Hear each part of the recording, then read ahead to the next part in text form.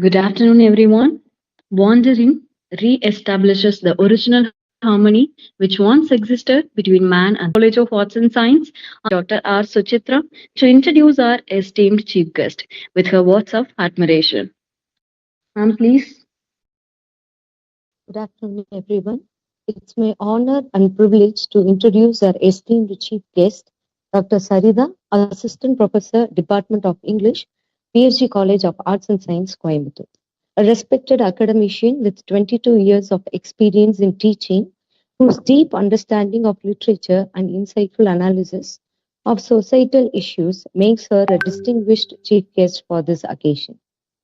She earned her bachelor's degree from PhD College of Arts and Science, MS and Science College, and PhD from RBS College of Arts and Science.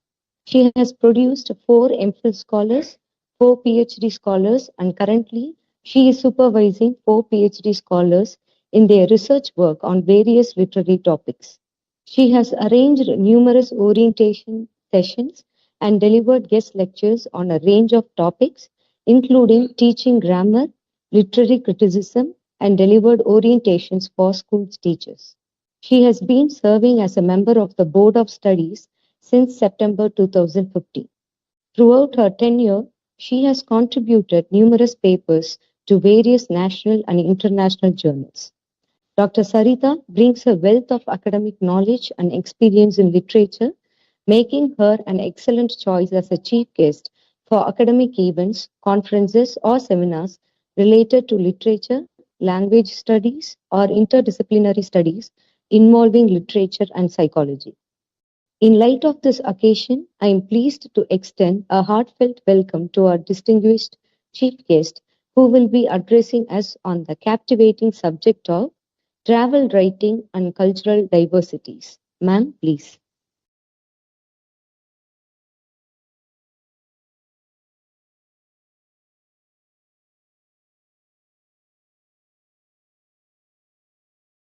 Yeah. Thank you, Dr. Suchitra, for the nice words. I hope I am audible and visible. Yes, ma'am. Yeah. Thank you for the invite as guest speaker for this particular very interesting topic. Maybe we are at the fag end, almost at the fag end of the session, 7 days national level seminar, national level FDP on this travel writing. Speakers earlier would have talked so much about theories and the different genres, subgenres in travel writing. On a lighter vein, I'm going to talk about cultural diversities. Of course, I'll be talking about the emerging genres as well. So, moving on to our slide, the second slide. Whenever we think about travel, what comes to our mind? It's some exotic kind of scenery like this, or is it something like, move on to the next one? I have few colorful slides here. I want to just show it. We would be thinking about some exotic locations, or we would be move on to the next slide. Maybe a snow-capped trees and mountains like this, or next one.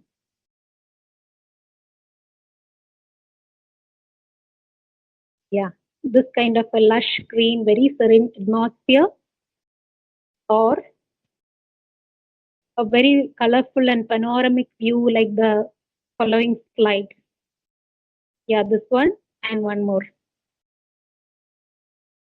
Very unpolluted and serene atmosphere. Maybe these are the things that comes to our mind whenever we think about traveling or undertaking a travel. Move on. Please move on. Yeah, next one. I'm just showing few colorful slides. Yeah, we might be thinking about a cultural site, heritage site, or a crystal clear, pristine lake, as it is there in the next slide. Yeah. Yeah, move on to our next slide. This is a very interesting quote by R.L. Stevenson, which says, "There is no foreign land. It is only the traveler that is foreign." It is actually we people who are new to the cultures of a different land. What goes wrong when we assume certain things from our place? We think that people of the other country, people of the other place, they think they behave in a certain way which is wrong. Sometimes we presume certain things like that because we do not undertake traveling. Once we travel, we understand why such people they behave in certain way, they dress up in certain way, or they eat in a certain way. So I would like to say one thing about this, that there is no culture which is there any culture which is good, or is there any culture which is bad? Nothing like that. Good and bad, it is all in its geographic setting. Good and bad are geographical. Depending upon the geographical locality, the topography of the country, we act in a certain way, we speak in a certain way, we eat and we dress up in a particular way. Move on to the next slide.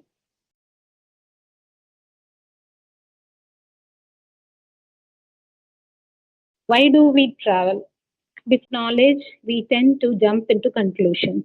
Once we take up our travel, it actually broadens our mind and we start thinking, we analyze certain things and we understand why such and such things happen or how those people behave in a certain way. For example,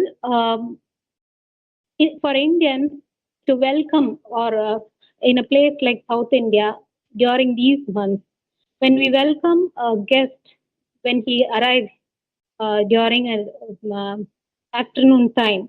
So we actually give them a drink, which is usually a buttermilk or something very cool. But we cannot say that the culture of giving wine in the Western countries is wrong. We cannot call that this is something very disparaging. We actually tend to speak in disparaging terms of people who have the culture of offering wine or people who have the culture of greeting people with a hug. In our country, which is very warm by nature, hugging somebody is actually morally wrong, or maybe it's wrong because we live in that kind of a climatic conditions where we cannot encourage somebody hugging us. But in the Western countries, which is generally very cold, uh, giving a warm hug is something welcoming, and offering a cup of wine is the culture of the place. And whatever they eat, the kind of dress that they wear, the language they speak, everything is culture specific and climate specific. So we cannot say that any culture is good or any culture is bad for that matter. So coming to my next slide, why do we travel? So there are so many reasons why we undertake a travel. The basic thing is the urge to travel is for crossing the frontiers for food and jobs, and sometimes it is out of curiosity to explore the nearby places, to explore an exotic land. Sometimes political and personal agenda is also responsible for undertaking a travel.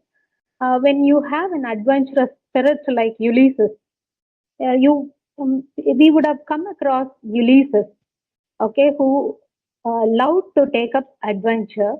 That could have be the driving force to travel for in cases of some other people. And for the reason of pilgrimage also, we take up pilgrimage to our holy places. That could be one of the reasons for undertaking travel. And other reason is like for business. Next slide, please.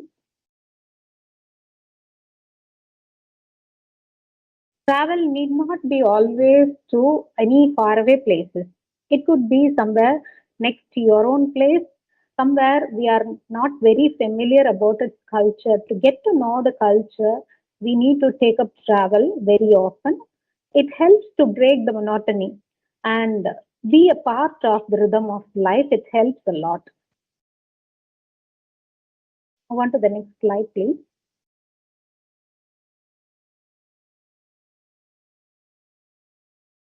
Yeah. See, this is one of the popular forms of writing. Travel writing is one of the popular forms of writing, and it incorporates all these genres. That is, it could be a holiday brochure, it could be advertising leaflets, travel blogging, travel memos, destination pieces, guidebooks, travel itineraries, official tourism website, and social media marketing, travel documentaries, and travel books. All these genres could be incorporated into travel writing. And what is more, what is important that even fiction could be one of the genres of travel writing. That is why we have to be really very careful while reading a travel writing thing. Because these travel writers, they tend to exaggerate things whatever they have seen, they sometimes amplify and sometimes exaggerate, and even sometimes they distort the truth. That is why we have to be careful about the um, uh, factual thing about whatever is written in the travel writing. Next slide, please.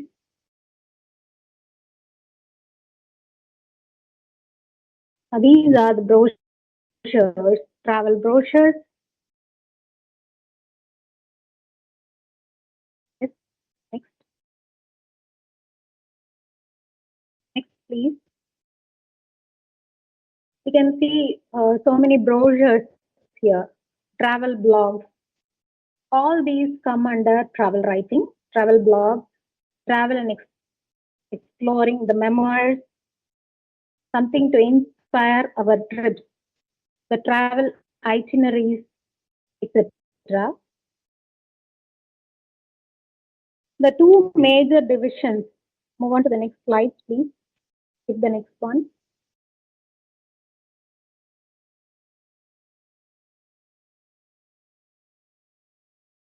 Next one.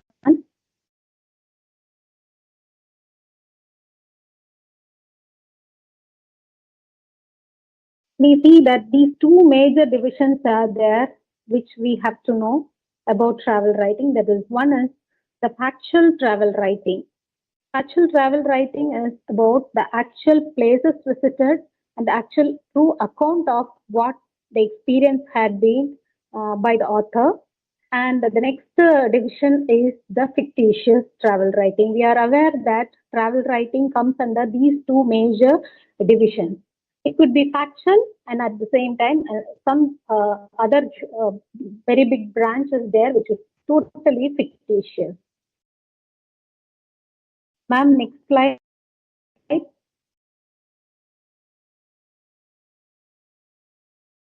Yeah, these are the two major divisions. And when we talk about the factual travel writing, there are certain prerequisites that is defined here on the part of a travel writer. Yeah, these are the two major divisions, factual and fictitious. Factual means the actual account of travel undertaken by the traveler, experience which is shared through his writing or carefully taken journal. Fictitious is totally about some kind of imaginary experiences for which I will be giving examples. Move on to the next slide.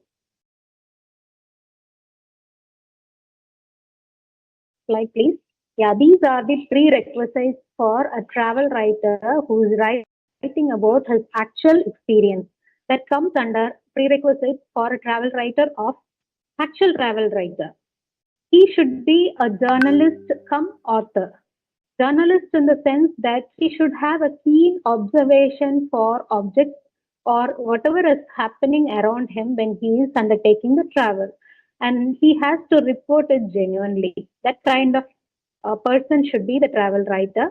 At the same time, he should be a kind of author also. Why he has to be an author? Because he should have break away from the monotony. That is, when you tend to give only the facts, it will be the resulting, it would result up in the monotony of the reporting. In order to break away from that, he should give something. He has to persuade you in such a way that he gives up something, he gives away something which is very creative. That way, the travel writer should interest the readers. And this is a very interesting quote by René Descartes, that reading the great book of the world requires its own kind of literacy.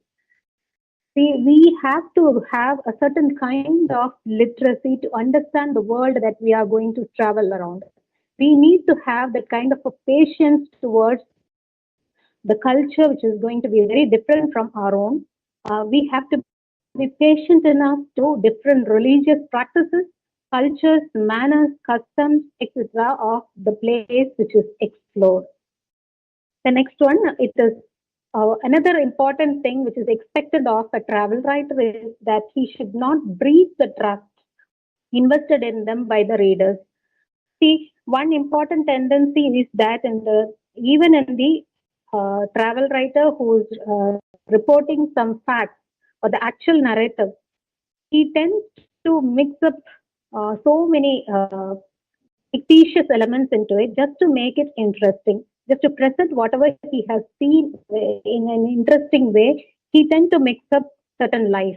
And there goes the saying that the travel writers lie by authority. They lie, of course. So this is where the readers to be have to beware of the facts discussed by the travel writers. So the travel writer, the factual travel writer, has the responsibility not to breach the trust of the readers. Move on to the next slide.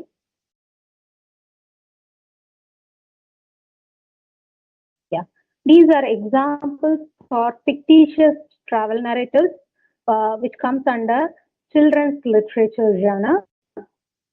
It is R.L. Stevenson's Treasure Island, which is totally fictitious.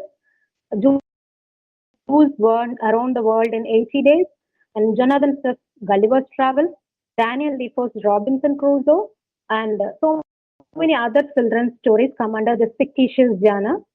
See, here we can see that in Gulliver's Travels, Swift creates a kind of scenario where he even makes us believe that there exists a kind of land like Lilliput or Brobdingnag, because he actually refers to the maps, which is an attempt to make that credibility, take the credibility, so that people would trust or create a kind of ambience that such things are real.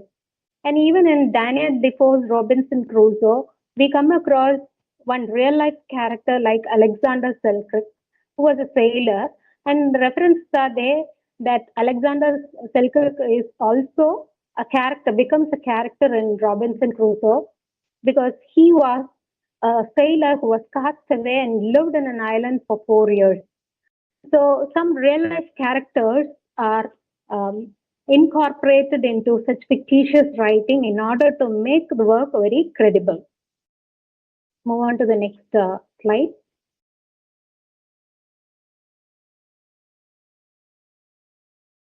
So coming to the factual travel writing, let us start from the medieval travel writing. So the very important 3 works are discussed here. One is Marco Polo's Travels, which is written in the 13th century. And when you talk about this Marco Polo's Travels, this has actually created the Asia for the European mind. Even now, after 6 or 7 centuries later, this one, Marco Polo's account of travels, it is even read and analyzed, and people think that Asia is somewhat like this, because that's why we have to be really very careful. The travel writers have to be really very careful to be authentic, because whatever record that they are giving, people tend to believe it. Even after 6 centuries, when you believe that whatever is said by Marco Polo is true. There are remarks about Mohammedans, the people who follow Islamic culture. Some kind of disparaging comments are there in Marco Polo's travel.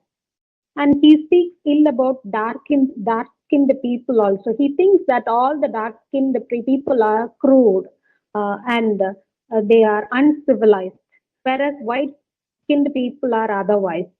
That kind of notion he himself had it, and which, without verifying, he just made such sweeping statements in a record, a very authentic record like travel writing. And we have followed by him, we have Mandeville's travel.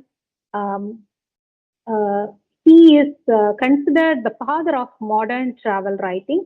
Mandeville also traveled all around Asia, and his accounts of animals, without verifying facts about certain animals, he describes animals like he in one part he describes crocodiles as very large snakes which has the capacity to eat even a human being and something like that. And in one particular place, he actually says that that he has seen human beings with tails without fur on it, and he exaggerates on the palace of Xanadu, where he was deployed under Kublai Khan as a tax collector to different Asiatic countries.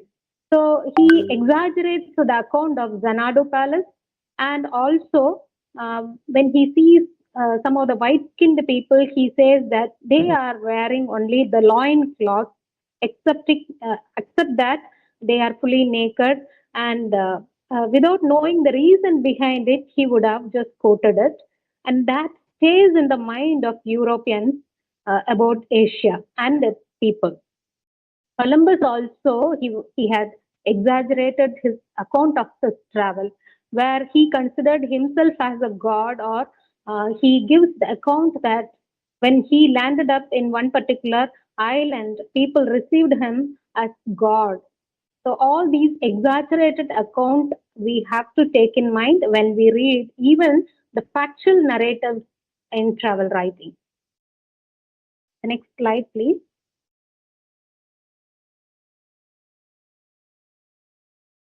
Yes.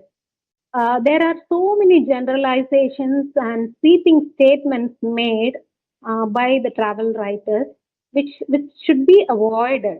Actually, this comes South Indians are not real Asians. This is one such generalization. This is actually by Dom Morris in his foreword of his book, edited by Indian Journeys. That is the name of the book, where in the foreword he just says that he came across, he actually narrates an incident where he was having some business dealing, talk, conversation with two Japanese friends. When these Japanese friends, they just came out with their idea that South Indians are not real Asians at all, and that the real Asians are to be found somewhere in the Assam and Manipuri and Meghalayan regions, Bhutan, and places like in the top north. South Indians, so they did not know the actual difference between uh, um, the Dravidian South and the Aryan North, how people look differently, because people do not actually know. So many of the foreign travelers from Europe, they do not know how culturally we are diversified, how many languages we speak in India, and that India is it's a country which is more than a continent, which has a population more one sixth of the entire humanity, and with so many languages and diversified culture we live here. And this actually fascinates so many travelers, but then they do not realize what actually the Indians are. They are carried away by these misconceptions that South Indians are not real Asians at all. And then we have the generalization by Roger Asham. He says, after touring to Italy, he comes out with a view that Italy was not fit for young men to fetch either wisdom or honesty. So it is not fit, a land not fit for traveling at all. And then they are worried about that if spiritual degradation would happen if they encounter with the if the Protestants encounter with Catholicism. They were afraid that such thing would happen if at all they land up in Italy. So Another thing is that in some country we ourselves believe that there would be moral degradation if people travel to some countries like Thailand, Bangkok, and certain countries like that. Uh, these nations, it has got its attractions for several tourist attractions in a certain area, which is uh, uh, worrisome, and people think that there would be moral concerns, serious moral concerns, if they people take up traveling to those countries. Move on to the next slide. Please, next slide, please. Yeah, after this medieval travel writing, we come to the scientific expeditions era. This was focused on scientific expeditions. It is somewhere beginning in the 17th century to towards 18th century. It was focused on data collection and scientific investigation, which was formulated by actually being encouraged and sponsored by the Royal Society of England. And there emerged a kind of travel writing based on the scientific investigation and data collection. Even Francis Bacon, a philosopher and essayist, we all know him, he has actually stipulated certain rules on how a travel writing should be based on the scientific investigation, how the data has to be taken. And he has published this direction to the seamen in the year 1665. And there is a proper code for the seamen how to collect data and what to include and what to exclude in their journals. William Dampier was the person who had actually traveled all around the world thrice. He came out with his work, New Voyage Round the World. Verbatim, he followed all the instructions given by Francis Bacon. It's a very scientific record on his voyage. And James Cook also came out with his work Endeavour in the year 1768. Actually, he has done the mapping of the entire South Seas with proper mathematical calculations he has done, and the people who followed him, it made everybody the process of, taking up the traveling through the South Seas very easy because he has given a very beautiful, meticulous account of the mapping of the South Seas. Move on to the next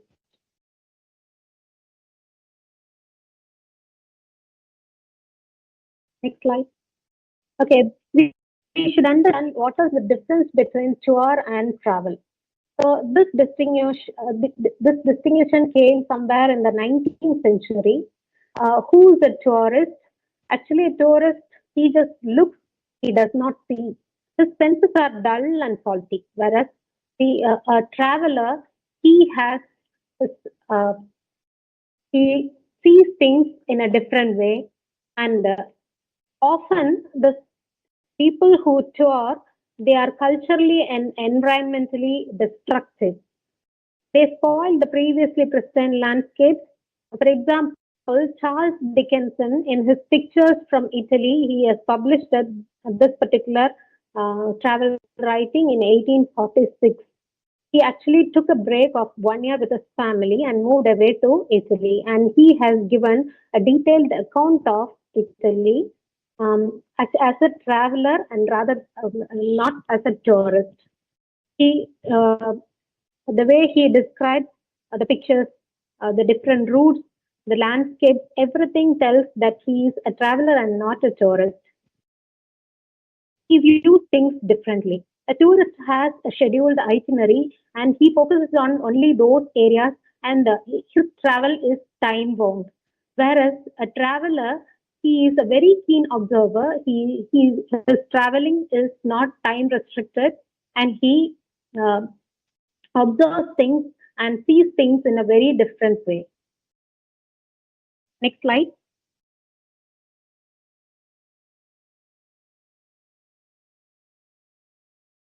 Next slide, please. Yes. So in pictures from Italy, there is a quote, like when he describes the way he undertook the travel. Possessed by a desire to go here, there, by the ancient Appian way, long since ruined and overgrown, loose walls came across our path. A ditch sometimes obstructed our progress, which tells you that the way he says about things, it is that he is a kind of explorer and he is a trekker and not a tourist. So he avoided carefully the trodden path and he chose the ancient Appian way, which was ruined, and he was ready to expect the unexpected thing. So then he says something that celebrating the joy of losing oneself 20 times a day. So sometimes it happens that the travelers they lose their way. They just get lost on their way, and there is a pleasure even in getting lost, losing oneself, even sometimes 20 times a day. So that's beautifully mentioned by uh, Charles Dickinson in his pictures from Italy. Next slide, please.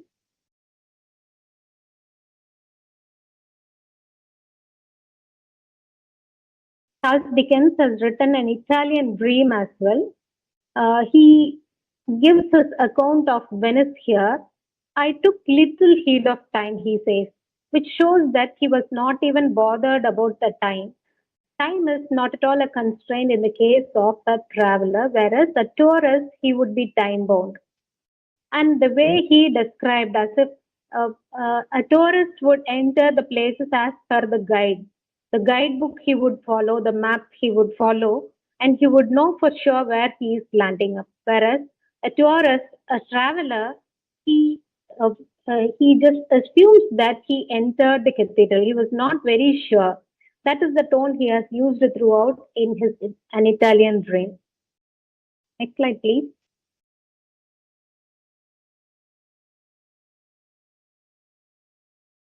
Next slide. Yeah, this is about the traveler will respect differences, whereas the tourist will bring about the transformation that will diminish it. So, as a traveler, you have to always respect the differences in culture, differences in language, differences, and even patience and tolerance is one good thing about a traveler. He has to have all these qualities in order to be a very good traveler. He has to be patient towards different culture, different language, different manners and customs. And tourists may not tolerate such things. Next slide.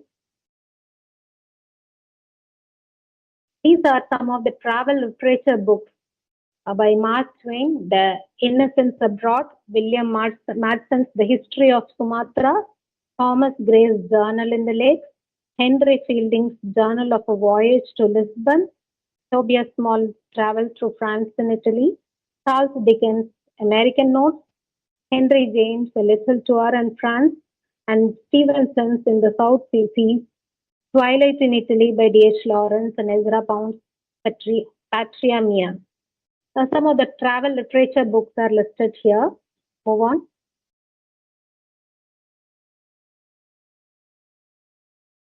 Move on, please. Next slide. So it comes under a lot of typology of travel writers. They come under some travel writers are pilgrims, some urban knights, some are merchants, explorers, colonizers, ambassadors, sometimes even captives and castaways, pirates and scientists. They are a different category. There are a lot of people. The Night by Elie Wiesel is an account of um, his he was imprisoned in the concentration camp for a while. He was um, uh, in the Nazi Germany. He was tortured in the camp, and finally he escaped from there because of the NGOs who came on time to save him. And he came out and he gives a detailed account about the torturous way. When such slave narratives are told, uh, this is actually, we travel back to their own time, we understand what sort of life they would have lived. during those times. We actually move back to that time, and we could experience through the words of these writers the pain, the suffering, everything in front of our eyes. We can just visualize their pain through their writings. Next slide.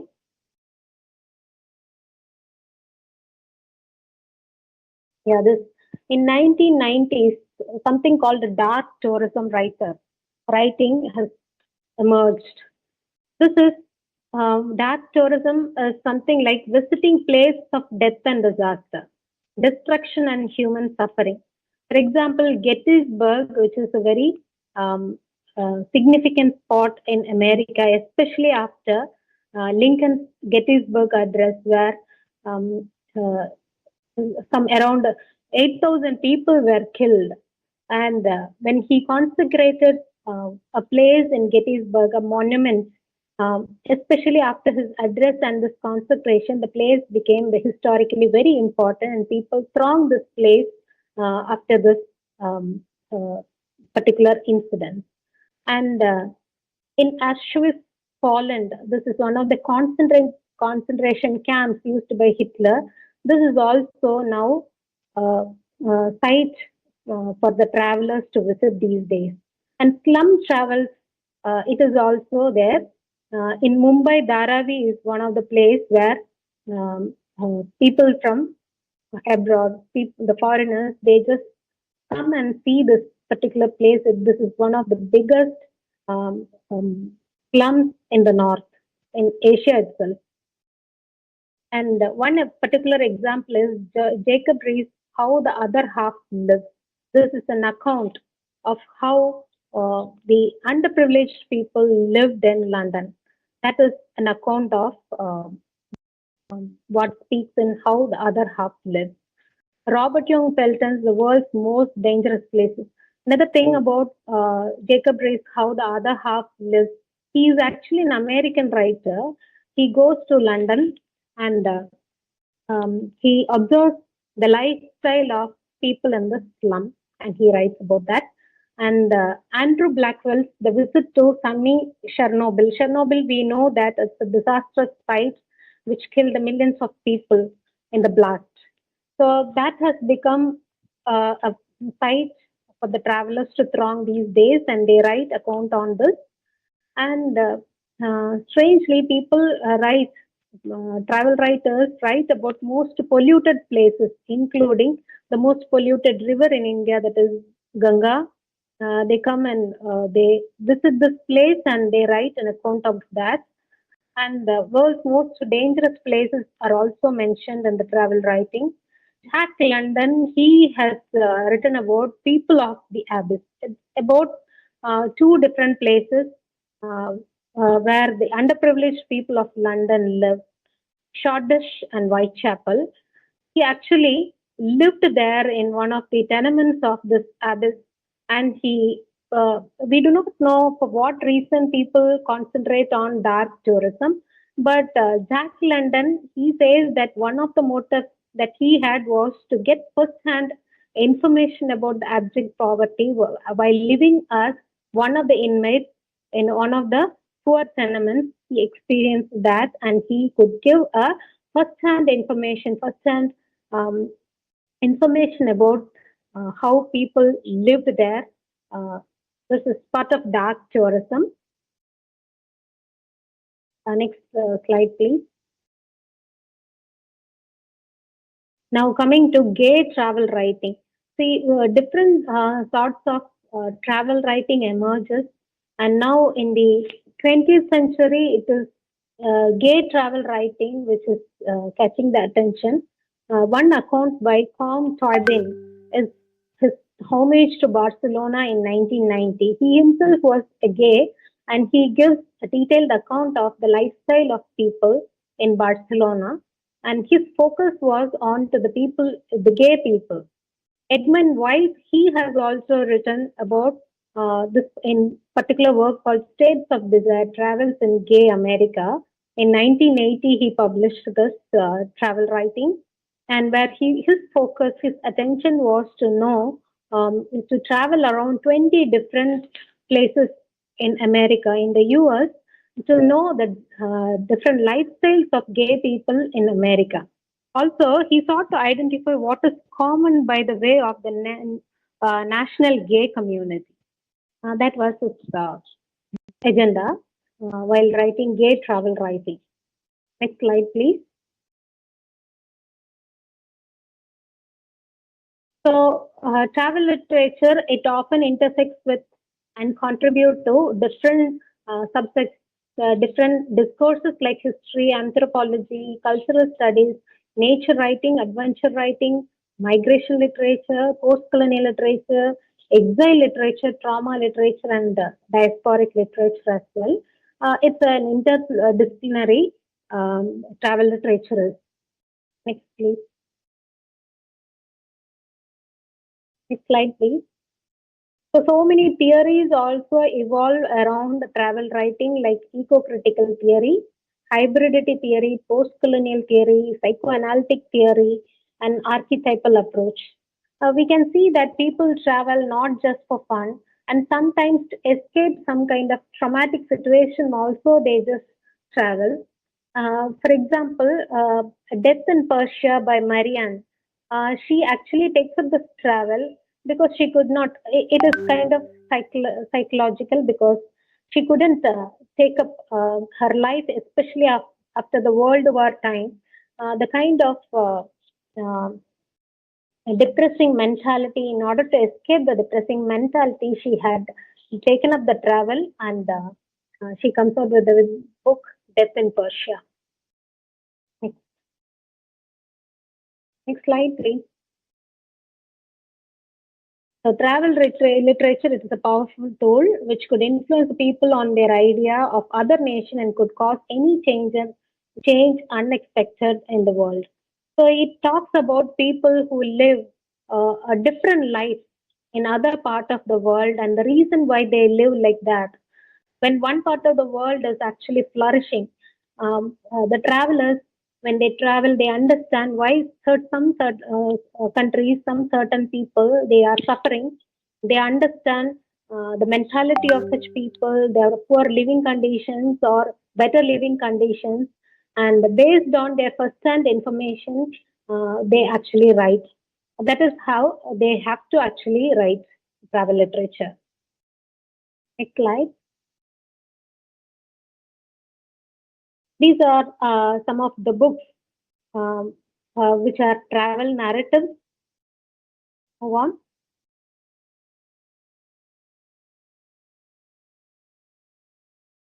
Move on.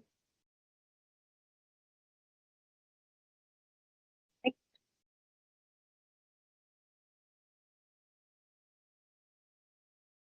Next.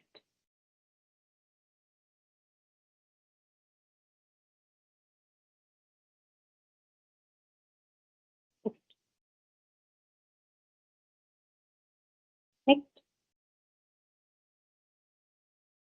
Yes. Next.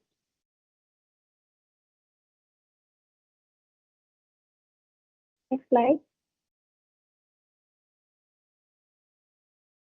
These are the books I referred for this presentation: the Cambridge Introduction to Travel Writing by Tim Young, Cambridge Companion to Travel Writing, Indian Journeys, and Routledge Companion to Travel Writing, edited by Carl Thompson. Actually, it is.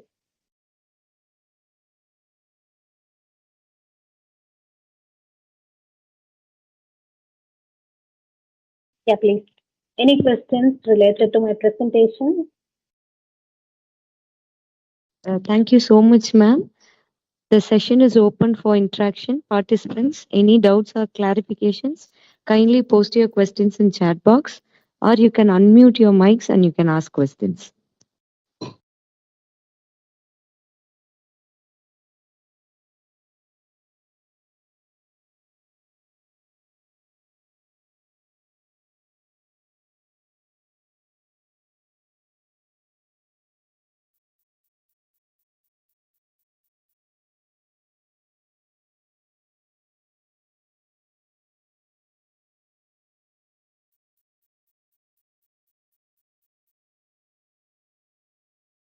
Ma'am?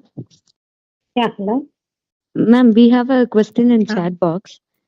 Yeah. The perceptions and the narrations of the authors in travel writings are highly influenced by the writers because of their own notions about the places. Or they are not Yes. misleading to the readers about the places and the events they mention in their writings. Ma'am, how do you look into this issue? That's why we have to be really very careful in travel writing, though. This is one of the prerequisites that you should not breach the trust of readers.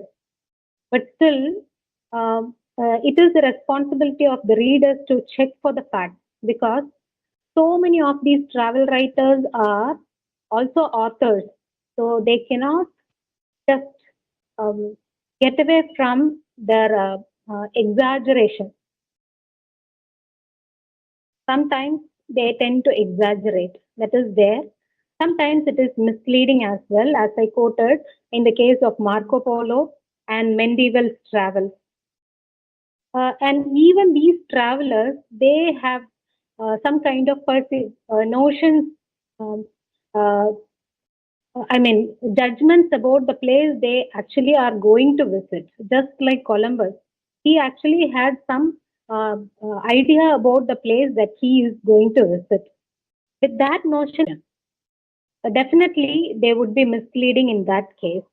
But it is also the reader's responsibility to check for the facts, because travel writing is literary. Sometimes it is literary rather than literal. Have I answered your question? Yes, ma'am. Thank you. Thank you for your response. Ma'am, we have another question. Can we take traveling literature in research field related to MBA field? MBA field. I'm doubtful about that. For literature, yes. MBA, I don't understand. What is the question? Can you repeat? Yes, one of our participants has asked this question, ma'am. Can we take traveling literature in research field related to MBA? Literature, you can definitely take. How that applies to MBA, I do not understand. Yeah, it's okay, ma'am. We shall move on to the next question, ma'am. Please. Which theories can be applied to the Himalayan travel writings by Bill Aitken and Stephen Alter containing Himalayan folklore as well? Which theory? Yes, ma'am. Theory depends on your mindset. You can apply psychological, eco-critical theory, it is there. Eco-critical theory you can definitely take when you are traveling, when you are taking an account of such pristine sites. Eco-critical theory maybe you could definitely apply. But any theory for that matter, only thing is that you have to justify. As far as the theory is concerned, you have to justify. Depends on your perspective. Yes, ma'am. Yes, ma'am. We have another question from K. Kausalya Devi. Could you differentiate travel literature from diasporic literature? Sometimes diasporic literature talks primarily about their longings, nostalgia from a different place. When they happen to be in a different place, autobiographical elements can creep in, definitely in travel literature. Thank you, ma'am. Autobiography is also there as part of subgenre in travel literature. Yeah.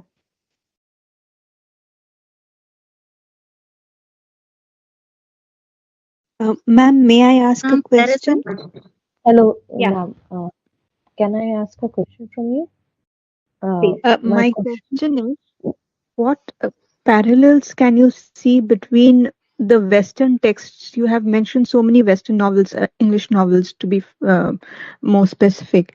What parallels can you see between these British novels and Indian texts in relation to travel writing, ma'am? Indian travel writing. Yes, ma'am. So the mindset is totally, we should say it is similar. We have a different aspect from India. Our mindset is like the Westerners would be. We have that kind of a notion when we travel towards West. And the Westerners, similarly, they don't understand the topography and the culture, the language of India. So the confusion comes, and it is almost similar. After all, we are all human beings. So it's kind of similar.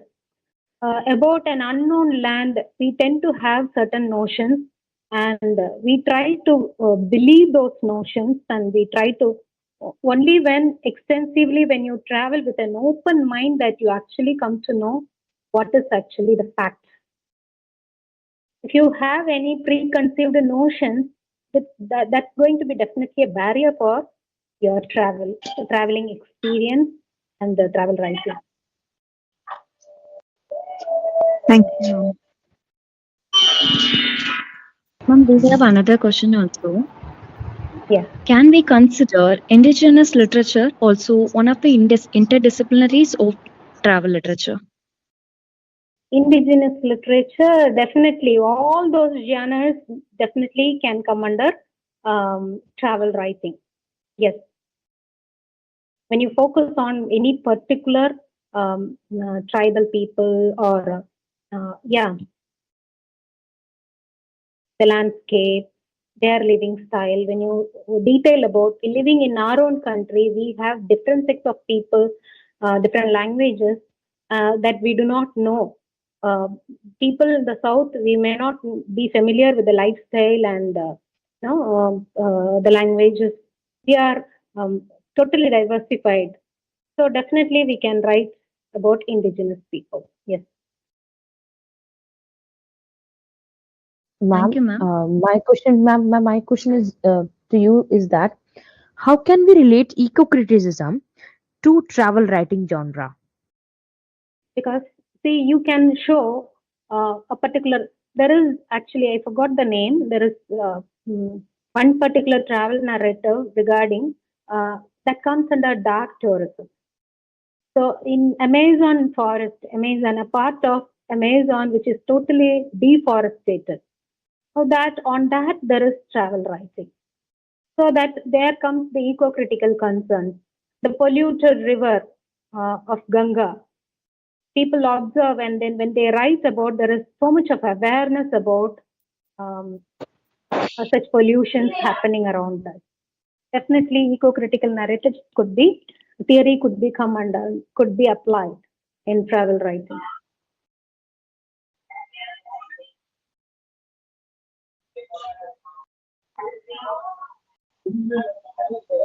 Thank you, ma'am. Ma'am, we have another question. Can a train journey documentary will be considered as travel writings? Can a train journey? Yeah, Yeah, can a it's kind train of a journey? travelogue. Yeah, it's a kind of travelogue. Travelogue is also a subgenre of travel writing. Okay, Actually, thank you, travel ma'am. writing started something like that. Earlier, the mariners, seafarers, they used to take up their notes in the logbook. And that record from this is how actually the travel writing culture started. They used to very in a very religious sense. They used to record their travel route, the map, so that they will not miss it again. So definitely one short journey or train that presented in an interesting way, that could be a travel writing, of course. As I said, it's really a very fuzzy genre, travel writing, which is a hybrid. So it will take in all such subgenres into travel writing.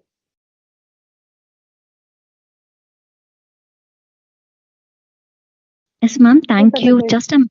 Yes, ma'am. Just a minute.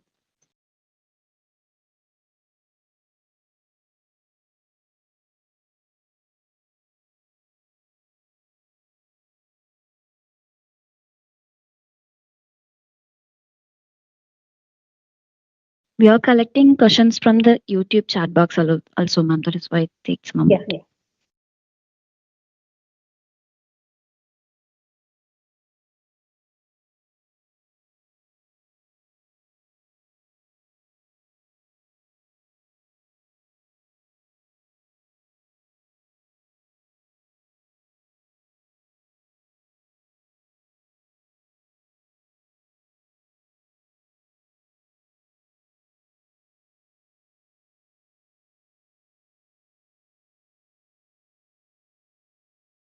Ma'am, I'm here. Is there any ethics for travel writing? Ethics for travel writing. Yes, ma'am. Is that your question? Yes, ma'am, that is. Yeah, that is what we have discussed in the very first presentation. The first slide itself, that there are certain prerequisites, ethics. Definitely, you have to be kind of a journalist in observing facts, and at the same time, you have to be kind of an author where you have to present them in a very aesthetic way, maybe in a very interesting and creative way. Whatever you observe, you have to report it, and you have to present it in a beautiful, creative way. And you should not totally deviate from the facts and be carried away by your wrong notion. There is one thing that the Greeks believed in traveling, that it is for autopsy. Autopsy in the modern sense is dissecting a body and see what is wrong or what is right in the body. But autopsy means see for yourself. That is the actual meaning of autopsy, which means whatever you write, don't get carried away by whatever you have read earlier, but see for yourself and then report. So that is one major ethic that you have to follow in travel writing. Thank you, ma'am. And we have another question. In which way psychoanalytic theory can be coherent with travel literature? Yeah, in the slave narrative, maybe you can apply the trauma theory or psychoanalytic theory. The kind of mentality they had been during captivity, or during their period as a slave in captivity, definitely this will help to understand the mentality and analyze.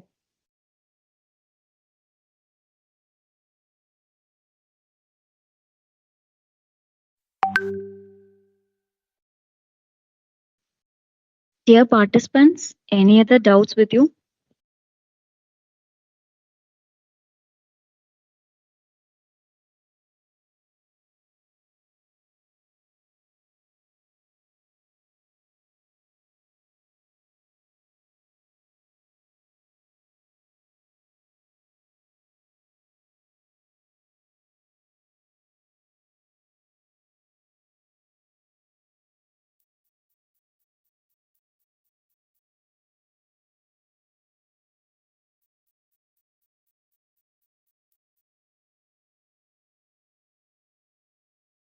Ma'am, shall we wind up here? Yeah, sure. Thank you, ma'am. Thank you, ma'am, for your valuable insights on the topic. It was a smooth takeoff when you began your session with images. It made it easier for us to get involved. The slides in your presentation were truly captivating, and thank you for giving us a satisfying session. And once again, we thank you, ma'am. Thank you, ma'am. Thank you for the opportunity. I thank the management and thank the department. And I congratulate the efforts taken by the department for conducting a 7 days FDP on the national level. Congratulations to the team, and my special thanks to Mrs. Deepika. Thank you, ma'am. This is Can I our wind up? pleasure, ma'am. Yes, ma'am. Out of Thank you. thanks. Good evening, everyone. As we are heading towards the conclusion of our session on travel literature, we extend our heartfelt gratitude to each one of you for your cooperation. First and foremost, I would like to extend my deepest gratitude to our today's chief guest, Dr. M.S. Saritha, Assistant Professor, Department of English, PSG College of Arts and Science, aided Coimbatore, for her inspiring contributions to the topic Travel Writings, Cultural Diversities. Once again, we thank you, ma'am. We express a special thanks to all the delegates and participants for your contributions in making this event an outstanding one. I would like to express my heartfelt thanks to the organizing team for making this sixth day of faculty development program a successful one.